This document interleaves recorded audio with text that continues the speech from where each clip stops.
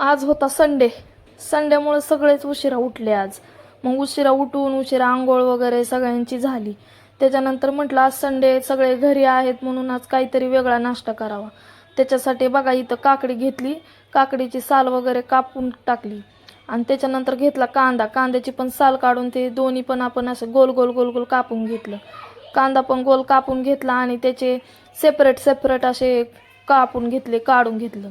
त्याच्यानंतर चटणी वाटली बघा मी इथं. आता ह्या चटणीमध्ये काय काय टाकले, पुदिना, कोथिंबीर, हिरवी मिरची, लसूण, अद्रक, जिरं असं टाकून मीठ टाकून मिक्सरला वाटून घेतलं. त्याच्यानंतर घेतले 2 ब्रेड. ब्रेडला ही चटणी जी आपण केली होती ती लावून घेतली, दोन्ही ब्रेडला लावली. त्याच्यानंतर मग घेतलं मेयोनीज. मेयोनीज पण दोन्ही ब्रेडला लावायचं आणि चमच्याने बघा असं मिक्स करून घ्यायचं. त्याच्यानंतर मग काकडीचे जे काप केले होते आपण, ते काकडीचे काप पण त्या ब्रेडवरती ठेवून घेतले 4-5. त्याच्यानंतर घेतला वरती एक टोमॅटो.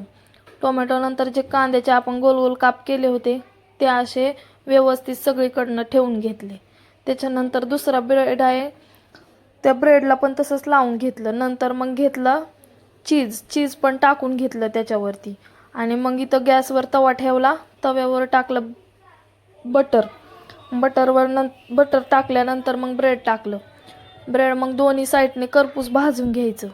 भाजून घेतल्यानंतर मग प्लेटमध्ये घेतलं आणि दिलं खुशीच्या पप्पाला नेऊन. खुशीच्या पप्पांना पण सँडविच आणि आमच्या घरात सर्वांना सँडविच खूप आवडतं. त्यांनी बघा कसं सॉस टाकला सगळीकडं आणि मग मस्त खात बसले. त्याच्यानंतर केल्या भाकरी. भाकरी बघा माझी किती गोल फुगली आहे.